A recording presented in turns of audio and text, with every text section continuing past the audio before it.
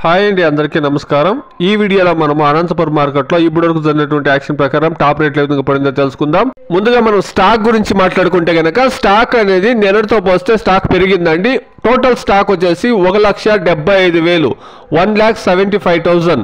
ఇక రేట్ల విషయానికి వస్తే కనుక 100 రూపాయల నుండి ప్రారంభమై క్వాలిటీని బట్టి 200, 250, టాప్ అండ్ టాప్ చూస్తే కనుక 350 రూపాయల వరకును ఇప్పటివరకు జరిగినటువంటి యాక్షన్ ప్రకారం టాప్ రేట్లు అనేది పడిందండి.